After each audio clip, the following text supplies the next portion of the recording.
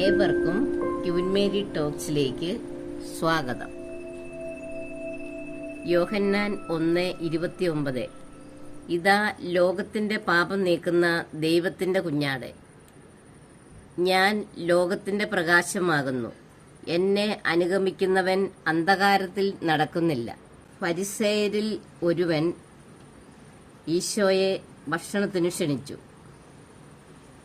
ഈശോ അവിടെ ഭക്ഷണത്തിന് വന്നു എന്നറിഞ്ഞ് ആ പട്ടണത്തിലെ പാപിനിയായ ഒരു സ്ത്രീ ഈശോയെ കാണാൻ വന്നു. അവളുടെ കയ്യിൽ ഒരു ഭരണി നിറയെ സുഗന്ധ തൈലവും ഉണ്ടായിരുന്നു. അവൾ യേശുവിന്റെ പാദത്തിനരികെ കരഞ്ഞുകൊണ്ട് നിന്നു. കണ്ണുനീരുകൊണ്ട് അവൾ ഈശോയുടെ പാദങ്ങൾ കഴുകുകയും തലമുടി കൊണ്ട് തുടയ്ക്കുകയും ചുംബിക്കുകയും സുഗന്ധതൈലം പൂശുകയും ചെയ്തു. ഈശോയെ ക്ഷണിച്ച ആ ഫരിസേയൻ ഇത് കണ്ടു പറഞ്ഞു, ഇവൻ പ്രവാചകനാണെങ്കിൽ തന്നെ സ്പർശിക്കുന്ന സ്ത്രീ ആരെന്നും ഏതു തരക്കാരിയെന്നും അറിയുമായിരുന്നു. ഇവൾ ഒരു പാപിനിയാണല്ലോ. അപ്പോൾ യേശു ഫരിസേയനോട് പറഞ്ഞു, ശിമയോനെ, എനിക്ക് നിന്നോട് ഒരു കാര്യം പറയാനുണ്ട്. ഒരു ഉത്തമർണന് 2 കടക്കാരുണ്ടായിരുന്നു.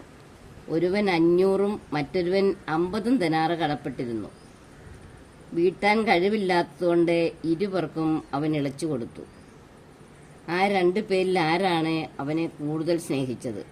ശിമയോൻ പറഞ്ഞു, ആർക്ക് അവൻ കൂടുതൽ ഇളവ് ചെയ്തോ അവൻ എന്ന് ഞാൻ വിചാരിക്കുന്നു. അപ്പോൾ ഈശോ പറഞ്ഞു, നീ ശരിയായി തന്നെ വിധിച്ചു. അനന്തരം ഈശോ ആ സ്ത്രീയുടെ നേരെ തിരിഞ്ഞ് ശിമയോനോട് പറഞ്ഞു, ശിമയോനെ, നീ ഈ സ്ത്രീയെ കാണുന്നല്ലോ. ഞാൻ നിന്റെ വീട്ടിൽ വന്നു, കാല് കഴുകുവാൻ നീ എനിക്ക് വെള്ളം തന്നില്ല. ഇവൾ കണ്ണുനീരുകൊണ്ട് എൻ്റെ കാല് കഴുകുകയും തലമുടി കൊണ്ട് തുടയ്ക്കുകയും ചെയ്തു. നീ എനിക്ക് ചുംബനം തന്നില്ല. എന്നാൽ ഞാൻ ഇവിടെ പ്രവേശിച്ചത് മുതൽ എൻ്റെ പാദങ്ങൾ ചുംബിക്കുന്നതിൽ നിന്ന് ഇവൾ വിരമിച്ചിട്ടില്ല. നീ എൻ്റെ തലയിൽ തൈലം പൂശിയില്ല. ഇവളെ എൻ്റെ പാദങ്ങൾ സുഗന്ധ തൈലം പൂശിയിരിക്കുന്നു. അതിനാൽ ഞാൻ നിന്നോട് പറയുന്നു, ഇവളുടെ നിരവധിയായ പാപങ്ങൾ ക്ഷമിക്കപ്പെട്ടിരിക്കുന്നു.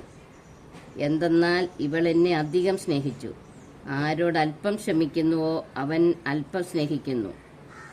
അവൻ അവളോട് പറഞ്ഞു, നിന്റെ പാപങ്ങൾ ക്ഷമിക്കപ്പെട്ടിരിക്കുന്നു. അവനോടുകൂടെ പന്തിയിലിരുന്നവർ പരസ്പരം പറഞ്ഞു, പാപങ്ങൾ ക്ഷമിക്കുക പോലും ചെയ്യുന്ന ഇവൻ ആരെ? അവൻ അവളോട് പറഞ്ഞു, നിന്റെ വിശ്വാസം നിന്നെ രക്ഷിച്ചിരിക്കുന്നു. സമാധാനത്തോടെ പോവുക.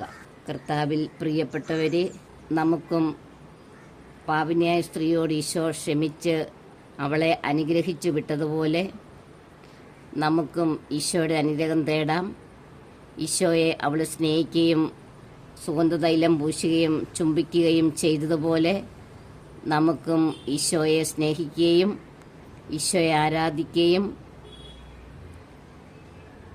ഈ പീഡാനുഭവ വേളയിൽ അവിടത്തേക്ക് നന്ദി പറയുകയും അവിടത്തോട് ചേർന്ന് നിൽക്കുകയും മറ്റുള്ളവരിൽ ഈശോയെ കണ്ടുകൊണ്ട് ഈശോയെ സ്നേഹിക്കുന്നത് പോലെ മറ്റുള്ളവരെ സ്നേഹിക്കുകയും ചെയ്യാൻ നമുക്ക് ദൈവത്തോട് ആത്മാർത്ഥമായി പ്രാർത്ഥിക്കാം.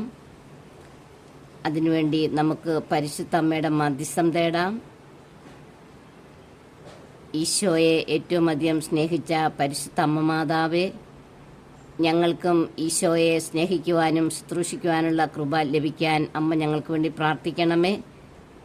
നന്മ നിറഞ്ഞ മറിയമ്മേ സുസ്തി, കർത്താവ് അങ്ങയോടുകൂടെ സ്ത്രീകളിൽ അങ്ങ് അനുഗ്രഹിക്കപ്പെട്ടവളാകുന്നു.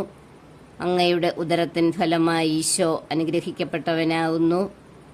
പരിശുദ്ധ അമ്മേ, തമ്പുരാന്റെ അമ്മേ, പാപികളായ ഞങ്ങൾക്ക് വേണ്ടി ഇപ്പോഴും ഞങ്ങളുടെ മരണസമയത്തും തമ്പുരാനോട് അപേക്ഷിക്കണമേ. ആമേൻ. Thanks for watching.